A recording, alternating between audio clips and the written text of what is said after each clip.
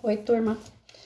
Divaldo Franco, Joana de Ângeles, Mundo Regenerado, capítulo 14, Perversos e Frágeis. Deixa eu só lembrar aqui vocês que a gente tem até o capítulo 30, nós já estamos chegando na metade do livro, turma. Isso é bom, né? A gente está agregando conhecimento aí. E graças ao bom Deus, eu acho que eu estou servindo para alguma coisa aqui. O povo fica dando retorno assim, conversando sobre os assuntos e tem me ajudado bastante. Às vezes tem algumas coisas assim que eu fico pensando até se eu deveria fazer um vídeo comentando os comentários que eu escuto, porque são bem mais detalhados, né, do que aquilo que eu exponho aqui. Olha que eu falo pra caramba, mas o que me falam agrega muito também. Tá? Então, hoje é o capítulo 14, Perversos e Frágeis. A Terra sempre os hospedou em todos os tempos da sua cultura e da sua evolução. Eles passaram pelos quadrados do globo com as suas tubas guerreiras aterrorizantes e destruíram tudo o que encontravam. Os territórios submetidos eram devastados e aniquilados. Galgaram os degraus empapados de sangue e sentaram-se nos tronos apoiados em cadáveres. Ao som terrível das aflições e desditas das multidões vencidas. Os seus nomes fizeram tremer povos e nações que venceram em batalhas cruentas e animalescas. Deixaram uma peste originada nos cadáveres em putrefação e embriagaram-se com orgias inenarráveis, que por fim destruíram-nos também. Por mais desejassem perpetuar o seu domínio hediondo, tudo passou com a fugacidade do corpo frágil. Tentaram permanecer nos lúgubres altares do poder, bajulados por outros semelhantes. Foram assassinados, odiados, perseguidos, ou suicidaram-se vergonhosamente quando os ventos do triunfo mudaram a direção e os abandonaram miseravelmente. As tubas e os clarins que lhes precediam as entradas triunfais nas cidades em escombros silenciaram para que a morte realizasse a sua vitória sobre todos. Desde Assurbanipal, Alquizar, Nicolau II, de Júlio César, a Hitler, de Nabucodonosor, consegui falar, a Stalin, de Átila, o terror de Deus, ao Khmer Vermelho, de Alarico aos vândalos de todos os tempos, a crueldade e a loucura dominavam-nos e esmagaram os povos do período em que viveram. Traídos pelos seus melhores cooperadores e lugares tenentes, experimentaram também o estupor que impuseram às suas vítimas esmagadas. A grande maioria desses sicários veio para preparar e ativar a sociedade, desenvolver o conhecimento e dignificar o planeta, mas não suportaram a fama e se assenhorearam do poder como se disso a vida deles dependesse. As doenças, a velhice e o tempo, porém, devoraram as suas forças e foram vítimas deles próprios. Outros deveriam contribuir para o engrandecimento de Roma, como Nero e seus cômpares. Porém, a mosca azul da vaidade o enlouqueceu e teve que fugir através do suicídio covarde, ajudado por um dos seus guardas. Não poucos se sentiram tão poderosos que se atribuíram como filhos dos deuses ou os próprios, que se encarnaram num Olimpo de mentira no qual sucumbiram. A volúpia do tempo e a presença dos seus guerreiros fizeram a história da humanidade como a destruição e reedificação para as novas ocorrências desastrosas. Bom, até aqui o que eu consegui entender. Pessoas que tinham extrema inteligência, porque todos esses nomes, inclusive o nome que eu consegui falar aqui, Nabucodonosor. Nossa, eu fiz história, gente, fiz faculdade, não conseguia falar o nome desse cara de jeito nenhum. Agora saiu, quase que não saiu de novo, tá vendo? A gente engasga. Bom, enfim, todos esses nomes que eu citei, Stalin, Hitler, né, são homens extremamente inteligentes, só que eles vieram para abrir as nossas mentes, para elevar a espiritualidade, para desenvolver as pessoas aqui na Terra. E o que foi que eles fizeram? Sucumbiram. O poder, a glória, a fama, a beleza, a carne, tudo pesou no espírito desses caras. E eles sucumbiram. Eles não fizeram as suas missões como deveria. Eles tinham conhecimento, porém eles não tinham o quê? Moral, princípio. Não evoluíram moralmente, só evoluíram na parte da inteligência. Isso prova o quê? Quando a gente sentar com uma pessoa que tem 1000 diplomas, não significa que ela seja uma pessoa boa. Talvez aquele cara que fuma o cigarrinho de palha dele lá no meio do mato, criando vaca, tenha muito mais moral do que um Hitler. Então a gente não pode julgar as pessoas pelo que elas têm, e sim pelo que elas são. Julgar que eu digo assim, se é boa, se é ruim, quando a gente vai escolher as pessoas para ficar perto da gente. Quando a gente vai selecionar as pessoas, não é pelo que tem. Não adianta ela ter uma casa linda, maravilhosa, um carro do ano, que cabe 10 pessoas dentro desse carro, não adianta ela ter um avião, não adianta ela ter um cargo político, não adianta ela ter uma profissão que ela levou anos estudando para chegar até... Não adianta. Tudo isso não quer dizer absolutamente nada. O que quer dizer se a gente vai evoluir espiritualmente ou não é se a gente tem moral, se a gente tem princípios, se a gente se segura definitivamente nas mãos de Deus, o nosso Criador. Esses caras aqui chegaram a pensar que eles próprios eram deuses. Olha o absurdo. Pensa o tamanho do egoísmo e do orgulho que eram essas pessoas. Quantas pessoas o Hitler mandou matar? E o fim dessas pessoas, como é que foi mesmo? Eles morreram como? Grande parte sozinhos, grande parte se mataram porque não aguentaram. Eu lembro que Getúlio Vargas, né, era muito falado na minha época de estudo.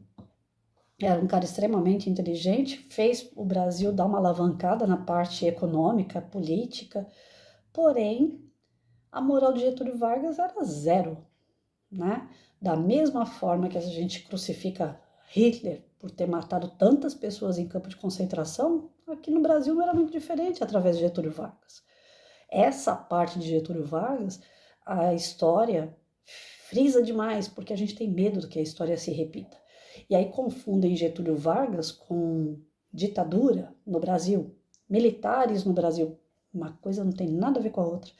Dentro do militarismo, nós vamos encontrar militares do bem e do mal. Militares que acham que são deuses e militares que são humildes, apesar de todo o conhecimento que eles possuem, e fazem o seu melhor diariamente pela sociedade e pela sua família. Eu, graças a Deus, eu conheci muito mais militares que estão dentro desse código de ética e conduta honrada, que vai lá para o seu trabalho, serve o seu país, o seu estado, o seu município, servem a sociedade em geral com amor, com firmeza, com conhecimento, né? Trazendo a segurança de fato, trazendo... eu, pelo menos, eu tenho muito essa fantasia, assim, de... Cada vez que eu entro nos quartéis, que eu conheço pessoas, eu falo, eu estou sendo apresentada para um herói.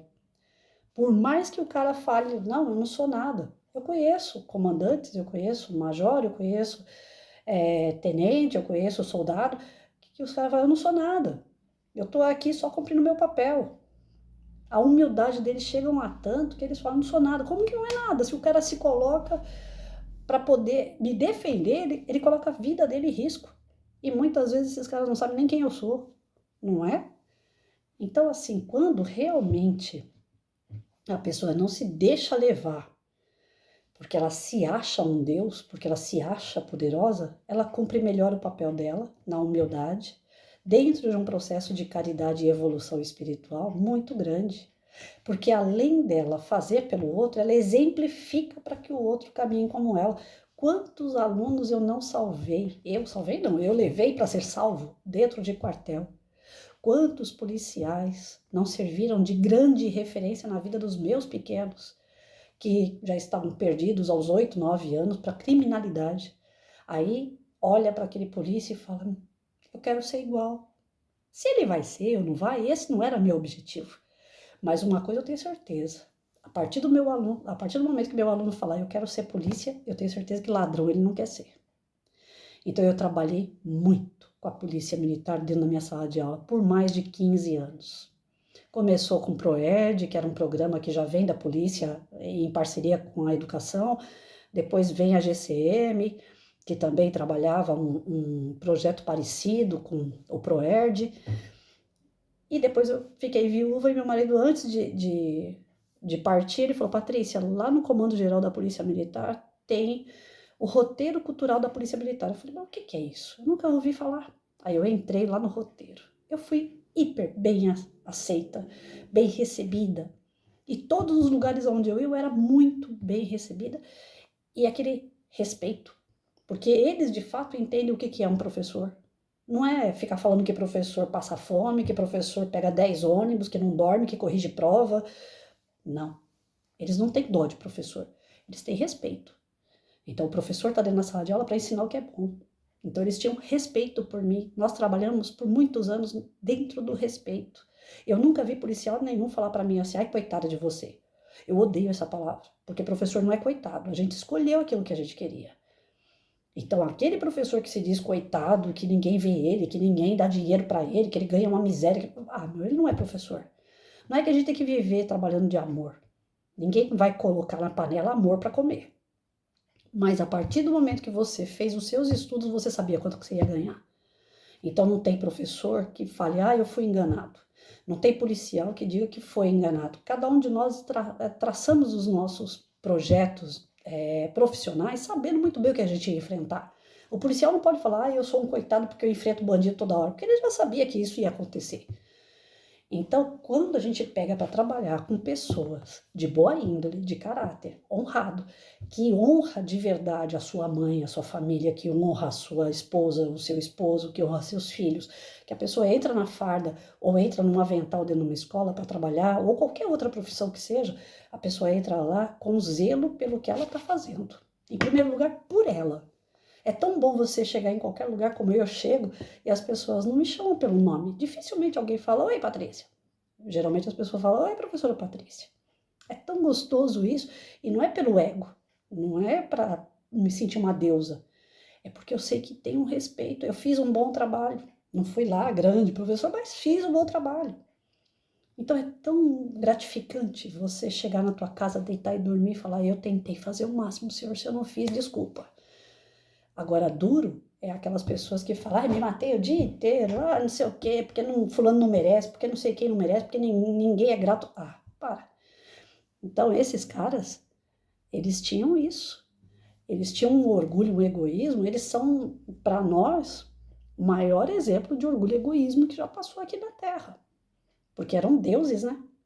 Tem professor que se acha Deus. Eu sou o dono do conhecimento. Tem policial, eu sou o rei da cocada preta porque eu ando com uma arma na cintura. Eu sou autoridade. Você vai falar com um político aí, o cara teve eleição. Apesar de eu não acreditar muito em eleição nos últimos tempos, mas teve eleição. O cara ganhou devido aos votos. Supondo que ele ganhou devido aos votos, não é porque ele é o bambambam, bam, bam, é porque as pessoas acreditaram no que ele falou. E ai dele se não cumprir. Porque aí depois ninguém vai lá votar nele de novo. Se as urnas fossem confiáveis, a gente sabe que muita gente não estava lá em cima. A gente sabe que muita gente não estava lá em cima. Porque só é eleito pela grande parte da população que acredita no que o cara promete, no que o cara realmente ele é, no que ele passa pra gente que ele é capaz de fazer.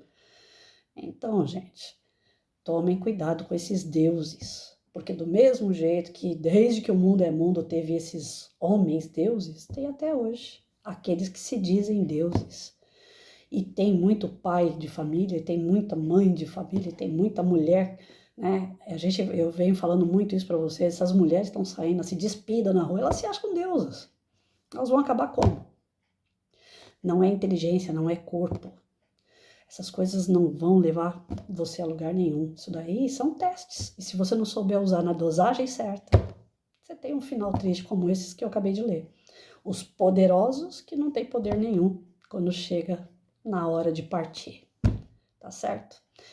Aí amanhã eu concluo. Esse daqui é um capítulo bem rapidinho, mas não deixa de ser profundo, não. Procura lá no YouTube a vida desses homens que eu citei aí. Não é mole, não. Tá bom? Vamos pensar sobre isso, porque quantas vezes a gente não se acha Deus? Quantas vezes a gente não se acha o dono da verdade? Ninguém tá com a razão, é só a gente que tem. né? As coisas têm que ser do nosso jeito. E a gente não se importa com o jeito do outro. Isso às vezes dentro de um casamento, dentro de um relacionamento. Quantas vezes você já não fez isso? Você impõe. Você não quer compartilhar, você não quer andar junto. Você só quer impor. E a pessoa tem que andar daquele jeito. Eu já fiz isso, sim. Não sou santa, não. E algumas vezes eu tive que fazer até por necessidade. Mas isso não é bom. Judia da gente, viu? Porque a gente tá vendo que é certo e vendo o outro fazer errado e a gente fica, não pode, faz assim que é assim que dá certo. Só que o outro não tem a visão ainda para. E aí a gente passa por autoritário, a gente passa por orgulhoso, né? Então, algumas vezes na minha vida eu já tive muito conflito com isso. Será que eu sou orgulhosa? Será que eu sou a dona da verdade? Ou será que eu tô querendo mostrar a verdade pro outro? É, assim, como eu falei, é uma linha tênue para tudo na vida da gente. Pra gente capotar pro lado errado, não precisa de muito, não. Então, às vezes a gente está fazendo as coisas para a pessoa achando que é certo e de repente a gente está tomando essa linha do autoritarismo, de achar que só a gente que tem razão. É bom parar para pensar. Até onde a gente está ajudando e até onde é o nosso ego que está falando. Certo? Fiquem com Deus aí. Vamos pensar.